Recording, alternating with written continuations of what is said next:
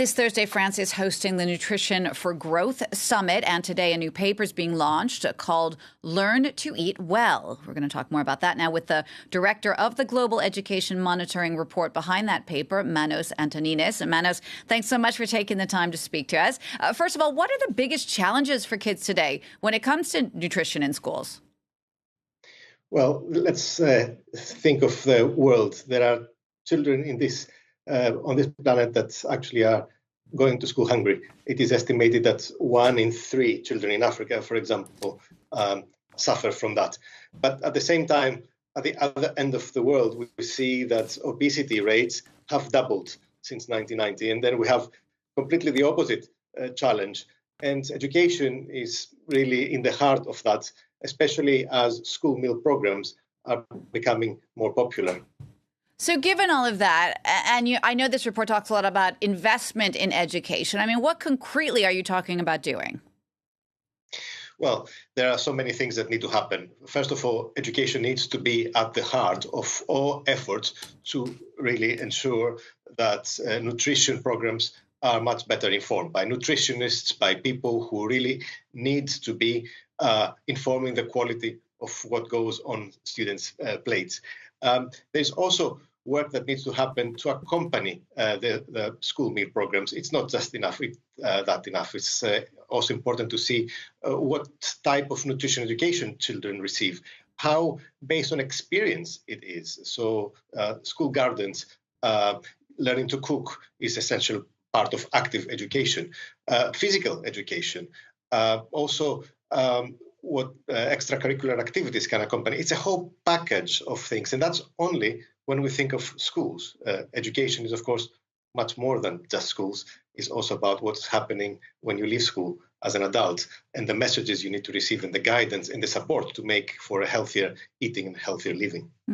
Certainly. But just get back to schools for one moment. I mean, what do you have to say to teachers who might say to you, we barely have enough time or energy to teach our kids subjects like reading and math and history. Do they have space in their school day to teach kids about nutrition as well?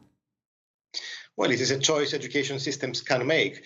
France is, of course, a leader in that field, and that's why it's hosting the Nutrition for Growth Summit. That's why it's leading the School Meals Coalition.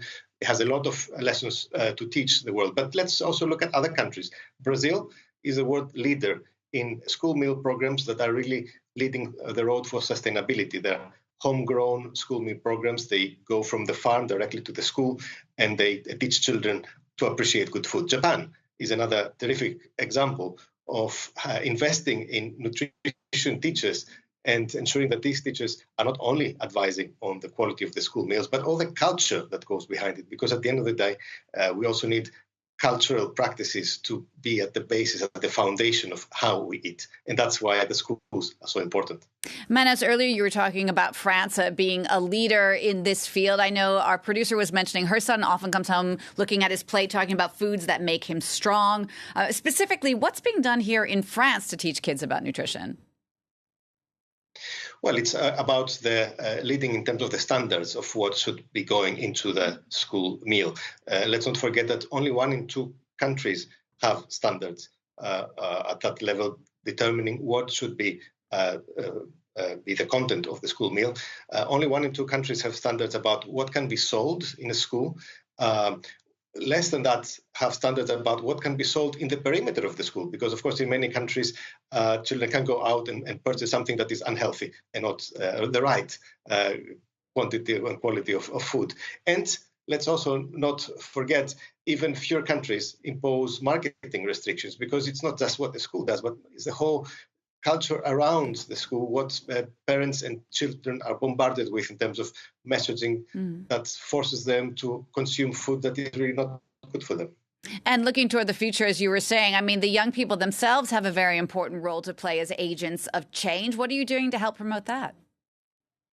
Well, we try to bring them to our events. We had today an excellent youth leader from Colombia, part of a global set of youth leaders who, just as with climate, can lead the way also for nutrition, for better nutrition. And it's important because the two, at the end of the day, are linked. Better food systems, better nutrition is also one of the core elements of saving the planet, and not forget also the issue of food waste. Food waste accounts for a massive amount of the emissions that we're trying to reduce. So young people who have been trained in the climate change advocacy are naturally now next to lead on this very important aspect of nutrition and education. Manos, thank you so much for that. Manos Antoninis there speaking to us about the importance of nutrition in education.